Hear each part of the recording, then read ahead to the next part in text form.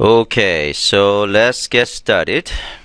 So this is about activity on Android platform. So we have some exposure to activities so far, but here we are going to get into a bit more detail in terms of how activities could be used and how activities could be called each other and things like that. So we'll talk about what is an activity one more time, and we will see how activities can be declared in the manifest file. In fact, every activity needs to be declared in manifest file. And activity is an application. Typically, an application is made of multiple activities, an activity lifecycle, and concept of activity stack. So, what is an activity? So, as was discussed before, you can think of an activity on Android platform representing a screen, a visual user interface, so that a user can do something, can take some actions. So, examples of individual activity is a list of menu items users can choose from. So you have a screen that displays a list of menu items. And when a user selects an item, and then another activity could get displayed. Display of photographs along with their captions. So that could be another activity. The sequence of activities. Typical Android application is going to be made of a sequence of activities. So one activity representing a screen, and if a user does something, then it will take some action, and then action will result in displaying of another activity. So example of this one is, for example, text messaging application might have an activity. A screen that shows a list of contacts, and you can select one of those contacts, and then it will start another activity that displays the detailed information about the contact, and it might in fact have another, maybe the area that you can type the message, and then if you send it, then it will start another activity. So basically the key point is Android application is made of a sequence of activities.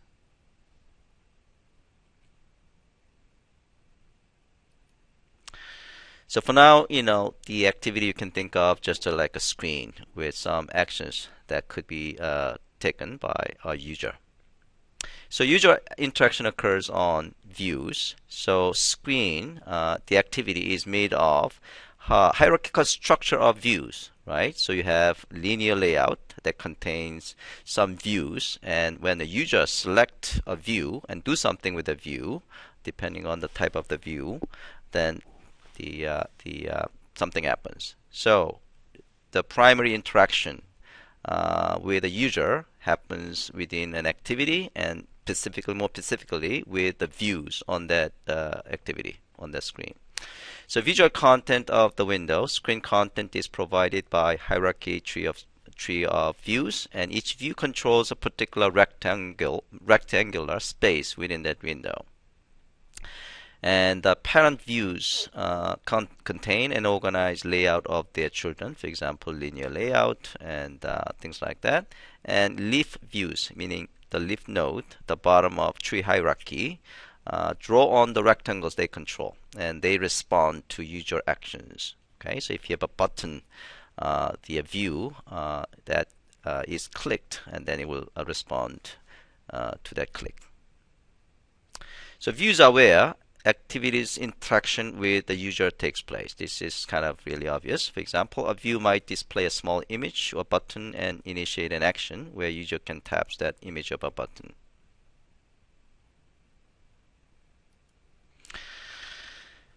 So we know the visual content on a screen gets displayed by the invoking get content view, and then you provide layout that contains a set of views. Okay, so this is something that we know of.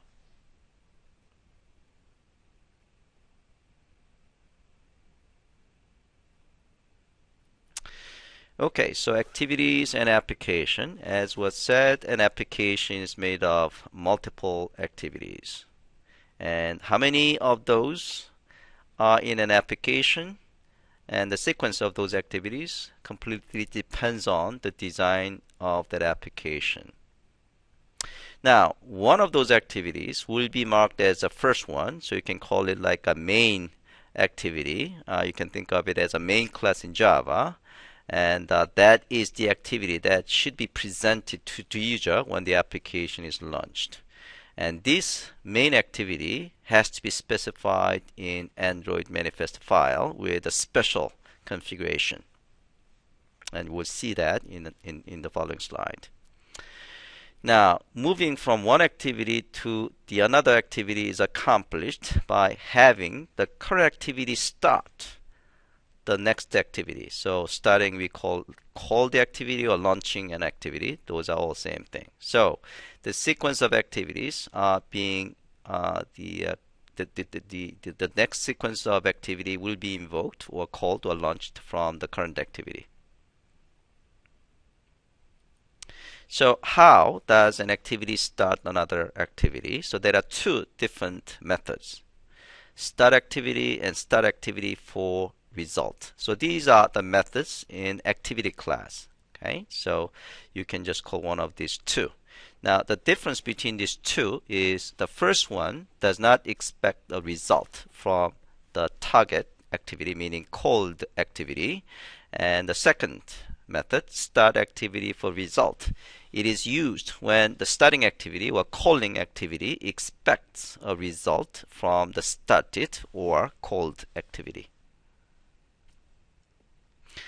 Now, any activity that was invoked can call what is called the getIntent method to find out information about who called and what kind of data that has been sent from the calling activity. Now, we haven't learned the concept of intent yet. Intent is a system message that needs to be passed back and forth between activities. So when an activity started another activity, what it does is basically creating an intent and pass it as an argument on one of these two methods. So you can see start activity is taking intent object, and start activity for result also taking intent object. So typically you're going to build intent object, and then you're going to call one of these two. Now you can specify the name of the target activity as part of the intent object. Okay, so that's one of the things you can specify in intent, and then Android system will figure out what is the name of the target activity, meaning called activity, by looking at this intent object. So declaration of activities in the manifest file, Android manifest.xml file. So every activity needs to be declared in the manifest file. If an activity is not declared in the Android manifest file, but if you're trying to invoke that activity, then you will see an error condition called activity not found. If you're not invoking an activity, then it doesn't have to be declared. Activity lifecycle. So activity can have three states, and it could be active or running state, or it could be paused state, and it could be, the next slide is stopped state. The active state is when it is in the foreground and it is top of what is called the activity stack. So that's where user interaction occurs. Paused state is an activity that lost focus because something else is on the top of it, but it might be still visible to the user because the current activity or active activity is not taking the whole screen. So another activity lies on the top of it, and that activity either is a transparent or does not cover the full screen. So the sum of the pause activity still can show through. Now, pause activity is still completely alive, meaning all the state and member information remain in remain in memory, but it could be killed by the system when the system figures that there is not enough the resource. Stop state is completely obscured by another activity. Again, it retains all state and member information. However, it could be again killed in low memory situation. Now, the activity class will have callback methods, and these are the methods that are being invoked by Android platform. The only thing that we have seen so far is onCreate. So whenever activity object gets created, onCreate methods get invoked. However, you could have onStart, onRestart, onResume, and onPause, and onStop, onDestroy. These are the callback lifecycle methods that you can have in your activity. And onCreate is the one that you must have, but rest of the callback methods, you don't have to have those methods in your activity class. So onCreate is called when activity is first created, and this is the callback method in which you are going to do your normal setup. For example, creating views and bind data to lists, whatever things that you have to do for that activity. And the bundle object containing activity's previous state is being passed as an argument. And onStart is always followed by onCreate is always followed by onStart. So in terms of life cycles, you can think of entire lifetime between the first call on onCreate until it gets destroyed. Visible lifetime is actually visible, meaning between onStart and onStop. And foreground lifetime is onResume and onPause. The reason you actually see onStart right after onCreate is typically when you run the application, it's going to get started and is also visible.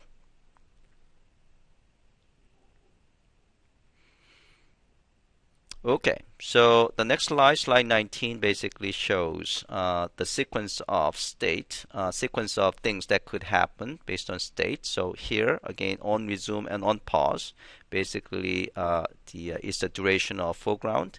This is the duration where it could be in pause state. And on create and on destroy is actually the lifetime after it gets created and destroyed. Okay, concept of activity stack. So activity stack is a stack of activities. So activities in the systems are managed as a stack. The reason activity stack is important is typically on the mobile platform, a user will be doing a lot of activities. Okay, so for example, a user might be reading emails, then the phone comes in. So at that point, activities in their phone application will be on the top of the stack, meaning it is going to be in the foreground. Meaning the previous activity, in this case reading email activity, will be below the activity of the phone activities. And when a user is done with phone conversation, then that application will exit out, and then whatever activity in the stack will be on the top. So when a new activity is started, it is placed on the top of the stack and becomes a running activity. And the previous activity always remains below in the stack and will not come to the foreground until the foreground new activity exit out. Okay, so that is the end of the presentation. So let's take a look at the hands-on lab.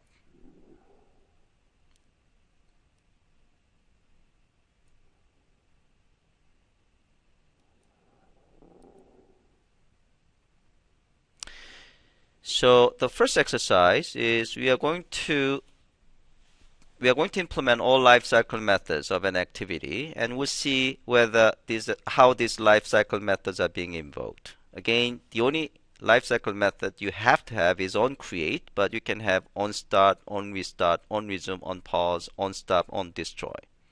Okay, so let's run this application. So we are going to import activity lifecycle project. And when you run the application, so this is the foreground activity of this lifecycle application.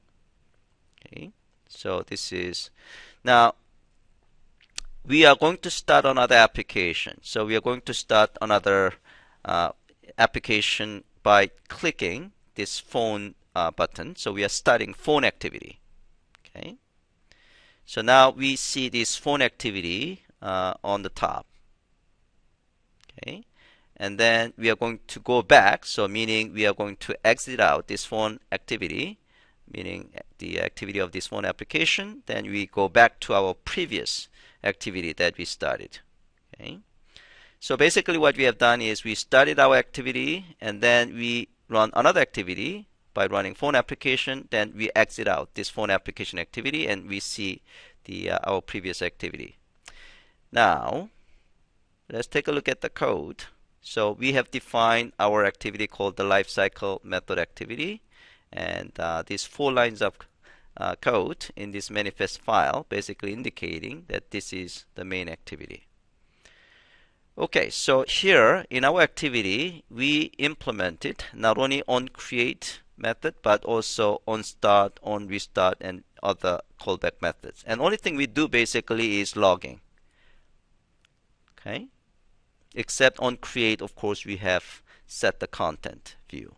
Okay, all right. So now we are going to see the actual loggings. So in order to see log file, you click debug,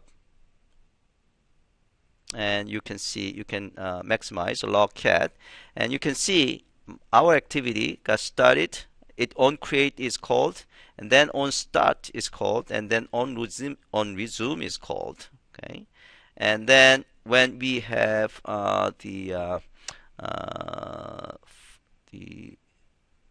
so when we start the phone application, so this is in a starting activity of basically phone application, then our activity will be paused. So we got on pause called, and then actually on stop is also called, and later on when we exit out phone application, we have restart, start, and resume called.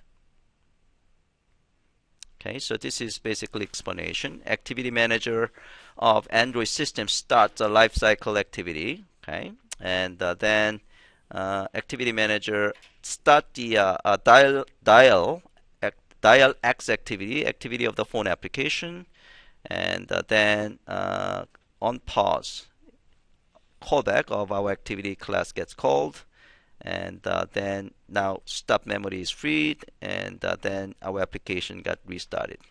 Okay. If you do not see somehow this logging message, by the way, here, okay, it's because you have not selected. Somehow the selection of emulator was lost. In that case, you click TDMS and then select emulator. Okay, it happens once in a while. Okay, so again, this is a troubleshooting tip. If you don't see any logging message, just make sure you selected an emulator device.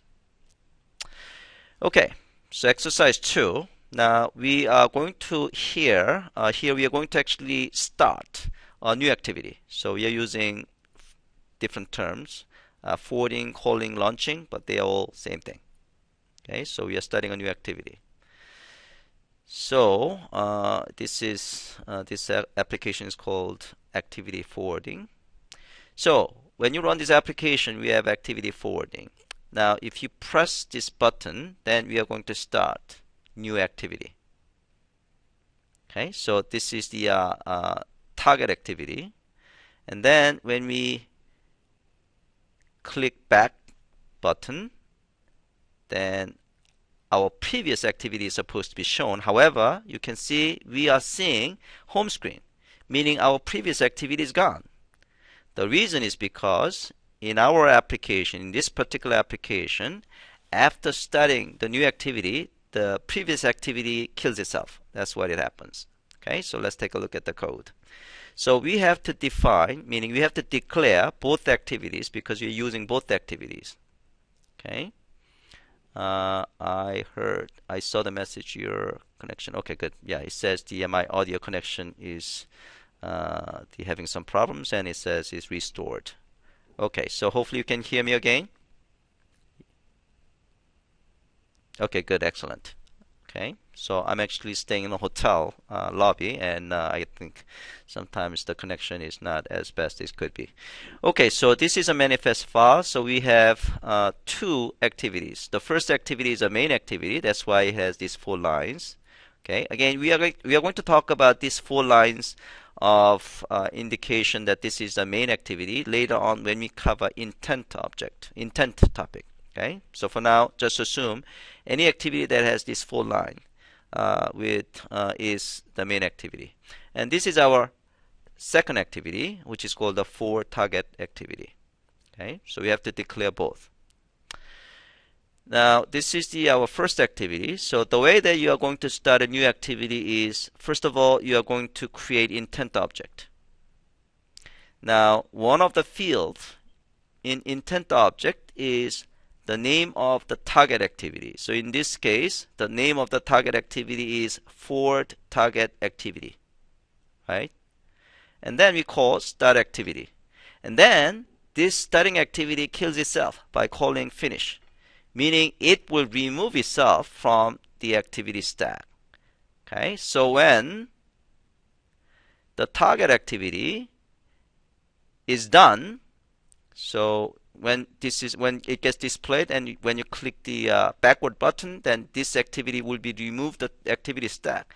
However, because the calling activity kills itself, meaning it removed itself from activity stack, that's why you are actually seeing the one before the starting the first activity, which is basically home screen activity. Okay. By the way, this home screen is an activity itself. Okay. All right. Moving forward.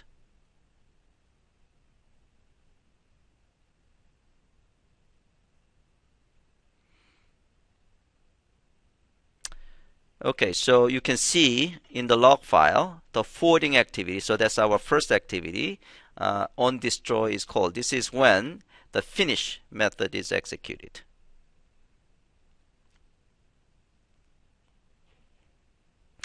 Okay, exercise 2.5 is what happens if you do not declare your activity in your manifest XML file.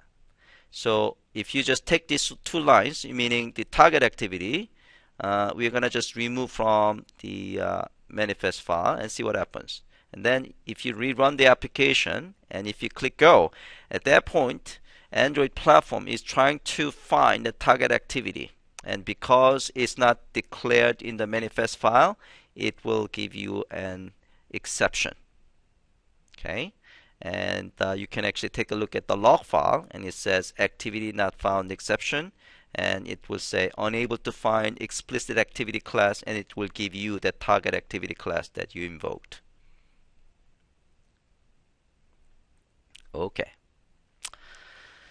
Okay, so exercise 2 was using start activity, which does not expect to get result from the target activity. Now, in exercise 3, we are going to receive result from the called or target activity. So we are going to call let's see. So in this case, when you run the application, this is the starting activity. Okay, then if you click get result, you are going to see target activity, and the target activity, in fact, we have 2 target activities, and this is the first target activity. And if you click core key, then it will send the string core key to the calling activity. Okay, so now this is a calling activity, right? And it will just display on the screen. Okay, and if you run it again, and this time we are going to actually say violet, and this string will be sent back to the calling activity as a string, and again this calling activity will display. And if you click dummy button, and then we will have the third activity, in this case click me, and it will send back dummy string as a result. Okay, so we have three activities: called activity 1, called activity 2, and then calling activity, expecting results. So this one is the one that started the application. And each activity has its own layout file. Okay, so this is a manifest file, so we have to declare all three activities.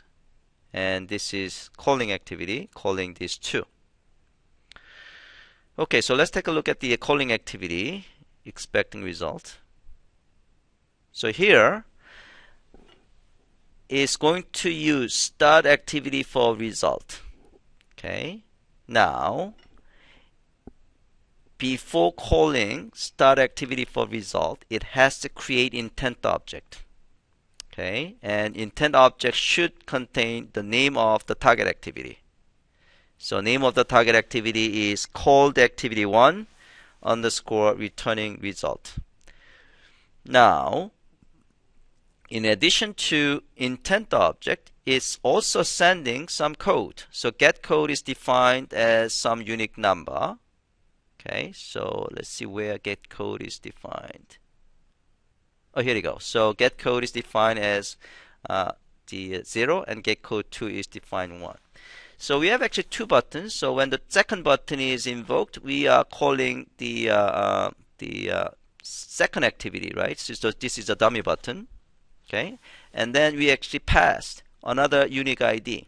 The reason of this unique ID is this: you can call target activities without receiving results. So in this case, we could actually call two target activities without receiving results. Now, when we receive the result, by the way, receiving result is when the result is received, this callback method gets called on activity result.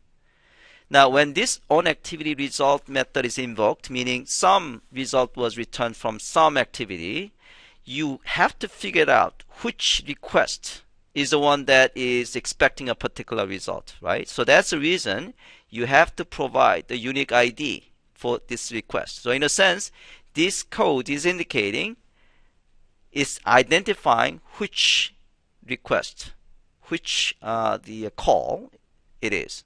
Okay, so when this method is called, it will check.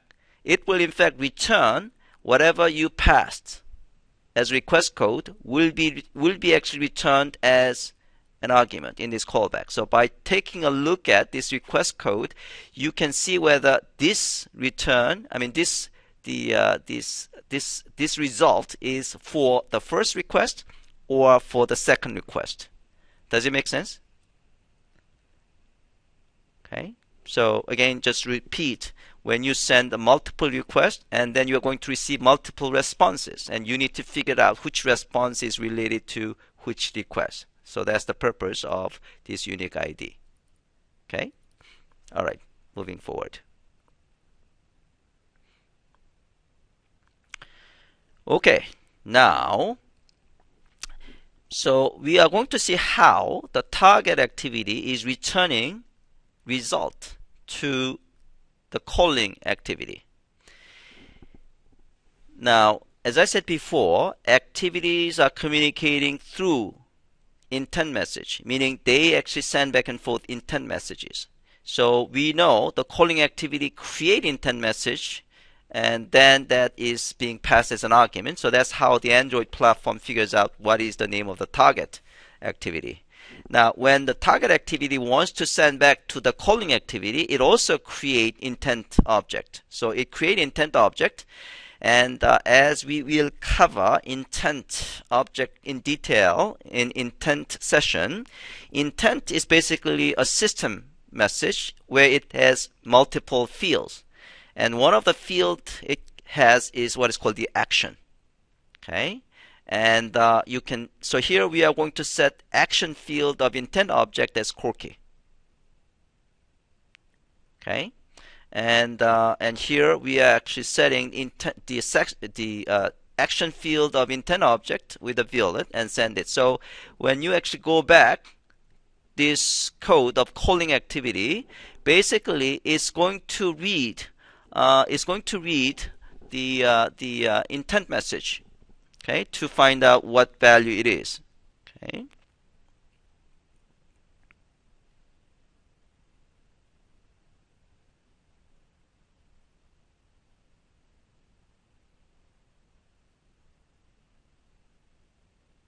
Yeah, so this is the data. Okay, so this intent, so the callback message, I mean, this is the callback method in the calling activity received intent object. So it will actually take the action field value of this intent object to display it into the text area. Okay, so that's what's happening. Okay, moving forward. Again, it's the same thing.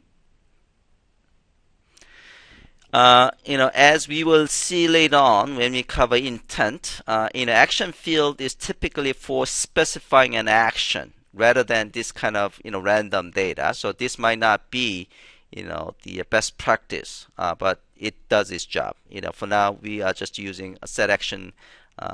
We are using action field to just pass some, dummy string. Okay, but in general, in the action field of intent is used to specify some kind of abstract action. Okay, and we'll talk about that in detail when we cover intent. That's our next topic. Okay, so layout is nothing really strange, nothing really deviating from what you expect. So we are going to move ahead. Okay, moving forward. Exercise 4, reorder activities. So reorder activities in the activity stack. Okay, so as we learned, whenever you start a new application, activity in that new application will be on the top, while the previous activity in the previous application will be just below it. Okay.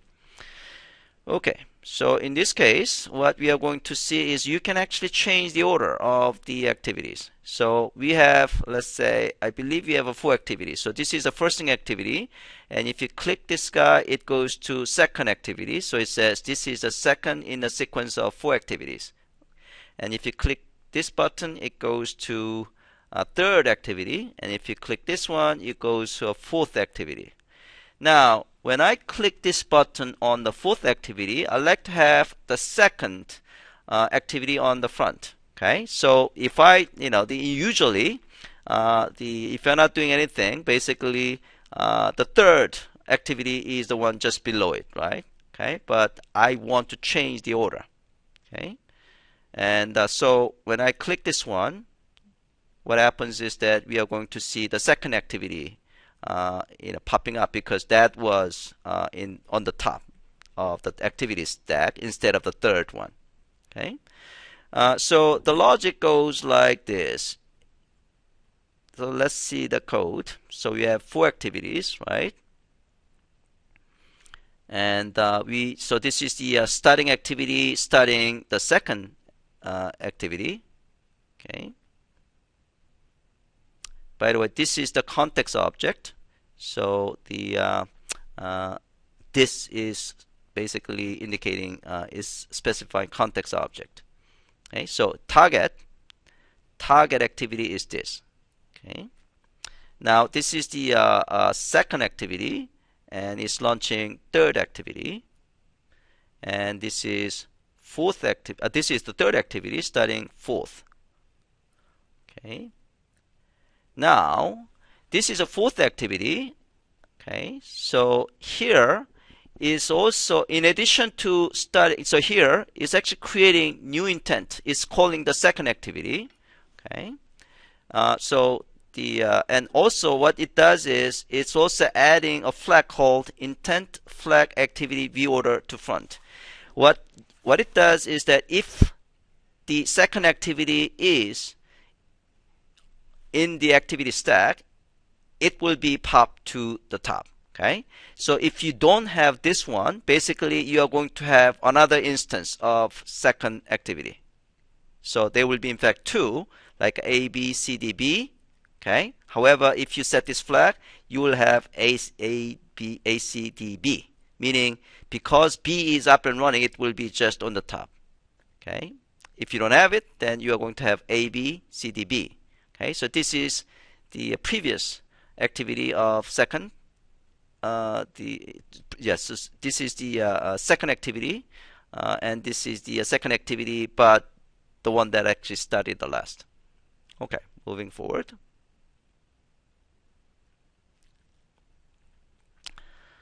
Okay, so you are going to modify. So if you don't have this one, then go to the second one. Yeah, so basically it will have another instance of it. So that's basically what it does. So I'm going to just move forward.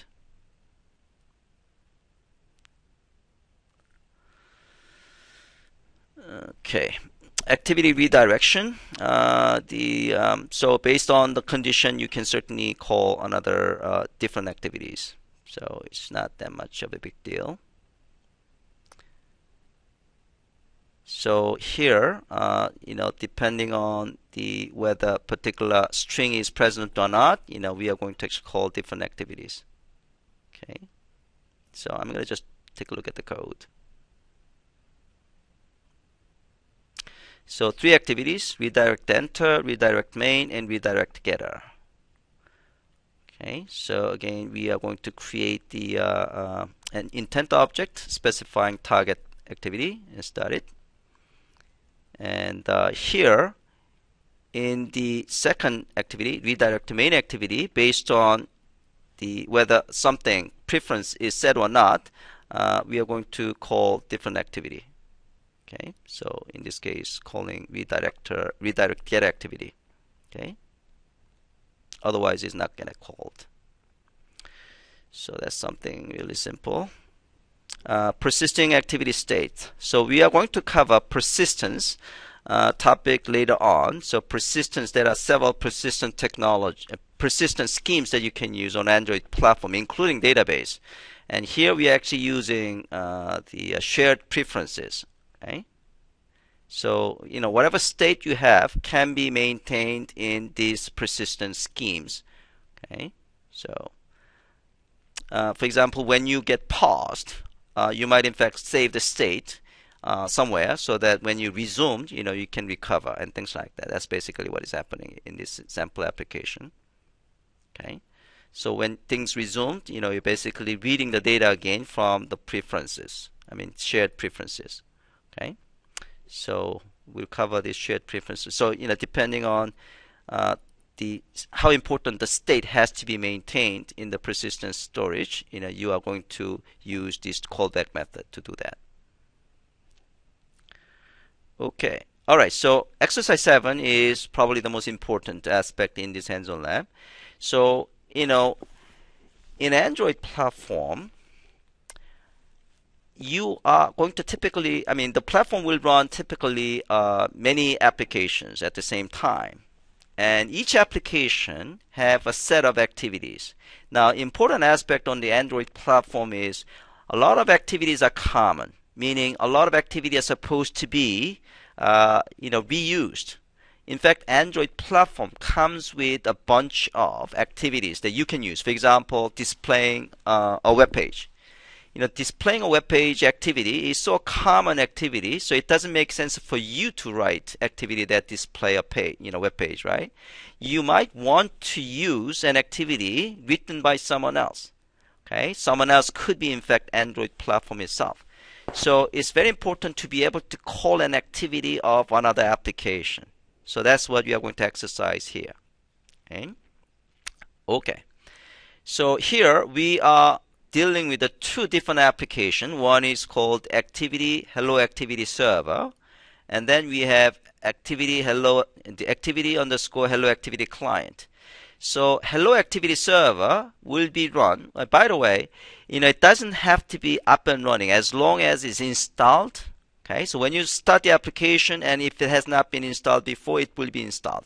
As long as an application has been installed, meaning the activity information is maintained by the platform and the application is in memory, then that activity could be invoked. Okay, so here let's start activity Hello Activity the server first. Okay, run as, and here we are up and running. Okay, Here the exercise says don't click me yet, but this is okay. You can actually close this application if you want to, because once you run the application, this application is now installed state. Okay. All right. So now we are going to start the second application we call Hello Activity Client. Okay. And then we are going to run that application. Now, when this client application is run, and this button, when you click this button, it will try to invoke an activity of the server. So this Hello Activity Server application has some activity. So this will invoke it. Okay.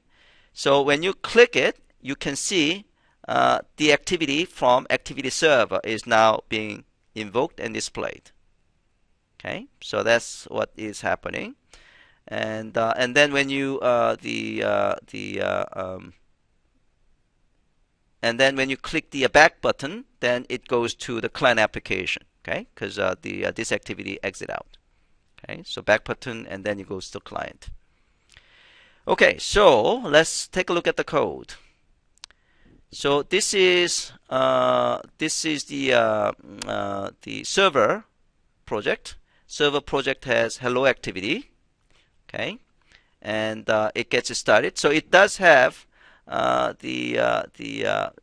it's going to start some activity. So server has two activities, right? Hello activity and some activity. So it will start the some activity. So that's why you actually see the button up and the don't click me button. That's what gets displayed. So this is some activity. Okay. And it will say, this is a layer file. Don't click me yet. Okay. Okay, and this is the manifest file of the server application. Okay, so it does have two activities, right? Hello activity, and this is the some activity. Okay.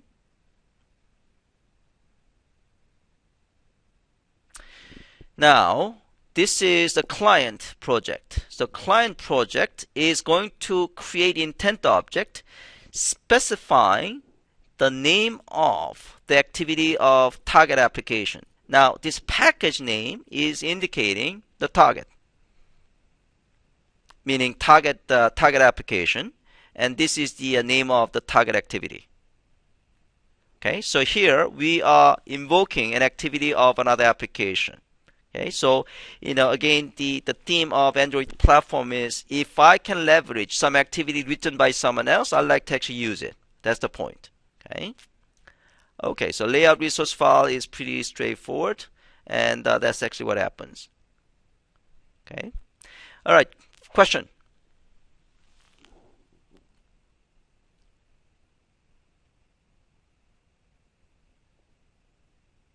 Okay, so I'm going to ask you a question.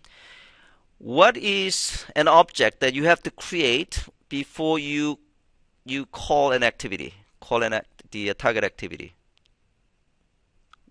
What is the type of that object? Intent. Good. Excellent. Intent. Excellent. Okay, so we'll actually cover intent in detail later on. Intent is basically an object that contains a set of fields, and one of the fields. So what are the two fields that we look into an intent object? In fact, it is a 6 fields, but we actually take a look at 2 fields of intent object. What are those 2 fields? So we have seen examples of using 2 fields of intent object.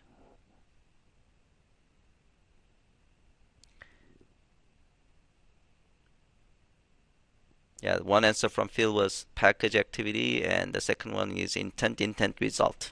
Okay, so not quite right answer yet.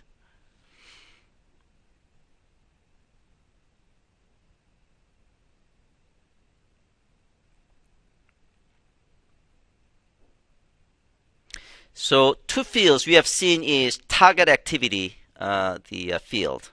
Okay, so target activity field is the one that you can specify your target activity.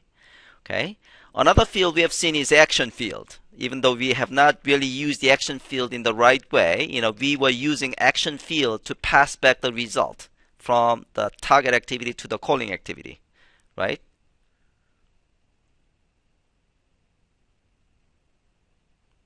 Okay? All right. Any other questions?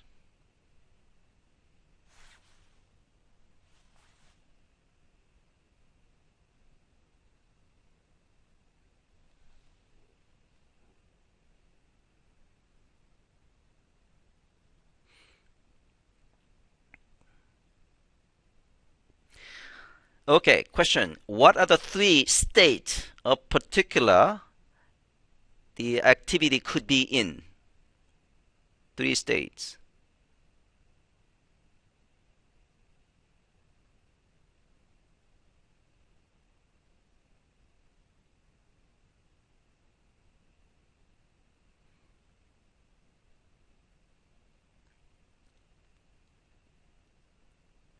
Yeah, actually, my question was, what are the three states that are possible for an activity?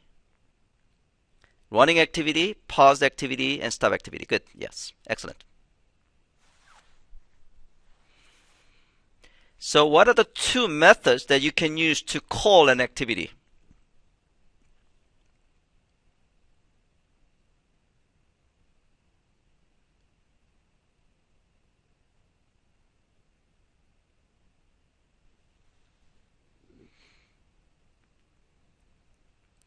Two methods in activity class that you can, yeah, so start activity and start activity for result. Excellent. Good. Excellent.